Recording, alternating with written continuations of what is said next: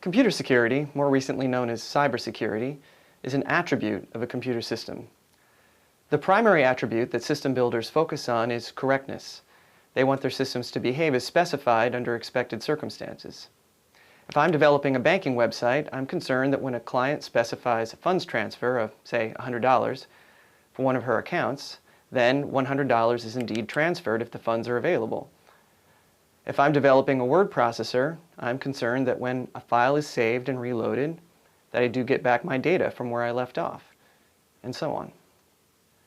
A secure computer system is one that prevents specific, undesirable behaviors under wide-ranging circumstances. Where correctness is largely about what a system should do, security is about what it should not do, even when there is an adversary who is actively and maliciously trying to circumvent any protective measures that you might put in place. There are three classic security properties that systems usually attempt to satisfy. Violations of these properties constitute undesirable behavior. These are broad properties. Different systems will have specific instances of some of these properties depending on what the system does. The first property is confidentiality. If an attacker is able to manipulate the system so as to steal resources or information, such as personal attributes or corporate secrets, then he has violated confidentiality. The second property is integrity. If an attacker is able to modify or corrupt information kept by a system, or is able to misuse the system's functionality, then he has violated the system's integrity. Example violations include the destruction of records, the modification of system logs, the installation of unwanted software like spyware, and more. The final property is availability. If an attacker compromises a system so as to deny service to legitimate users, for example to purchase products or to access bank funds, then the attacker has violated the system's availability. Few systems today are completely secure, as evidenced by the constant stream of reported security breaches that you may have seen in the news. In 2011, for example, the RSA Corporation was breached. I'll say more about how in a moment. The adversary was able to steal sensitive tokens related to RSA's Secure ID devices. These tokens were then used to break into companies that use Secure ID. In late 2013, Adobe Corporation was breached, and both source code and customer records were stolen.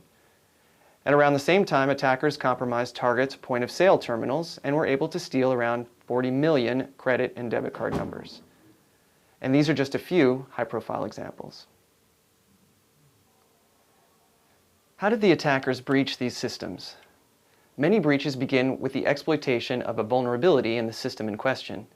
A vulnerability is a defect that an adversary can exploit through carefully crafted interactions to get the system to behave insecurely. In general, a defect is a problem in the design or implementation of the system such that it fails to meet its requirements. In other words, it fails to behave correctly. A flaw is a defect in the design, while a bug is a defect in the implementation. A vulnerability is a defect that affects security-relevant behavior rather than simply correctness. As an example, consider the RSA 2011 breach. This breach hinged on a defect in the implementation of Adobe Flash Player. Where the Flash Player should benignly reject malformed input files, the defect instead allowed the attacker to provide a carefully crafted input file that could manipulate the program to run code of the attacker's choice. This input file could be embedded in a Microsoft Excel spreadsheet so that Flash Player was automatically invoked when the spreadsheet was opened. In the actual attack, the adversary sent such a spreadsheet to an executive at the company. The email masqueraded as being from a colleague, so the executive was beguiled into opening that file. This sort of faked email is called a spear phishing attack, and it's quite common. Once the spreadsheet was opened, the attacker was able to silently install malware on the executive's machine, and from there, carry out the attack. This example highlights an important distinction between viewing software through the lens of correctness and through the lens of security.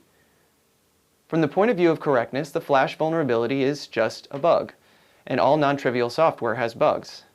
Companies admit to shipping their software with known bugs because it would be too expensive to fix them all. Instead, developers focus on the bugs that would arise in typical situations. The bugs that are left, like the Flash vulnerability, come up rarely, and users are used to dealing with them when they do. If doing something causes their software to crash, users quickly learn that that something is not something to do and they work around it. Eventually, a bug is so burdensome on many users that a company will fix it. Now, on the other hand, from the point of view of security, it is not sufficient to judge the importance of a bug only with respect to typical use cases. Developers must consider atypical misuse cases because this is exactly what the adversary will do. Whereas a normal user might trip across a bug and cause the software to crash, an adversary will attempt to reproduce that crash, understand why it is happening, and then manipulate the interaction to turn that crash into an exploitation. In short, to ensure that a system meets its security goals, we must strive to eliminate bugs and design flaws. We must think carefully about those properties that must always hold no matter what, and ensure our design and implementation does not contain defects that would compromise security. We must also design the system so that any defects that do inevitably remain are harder to exploit.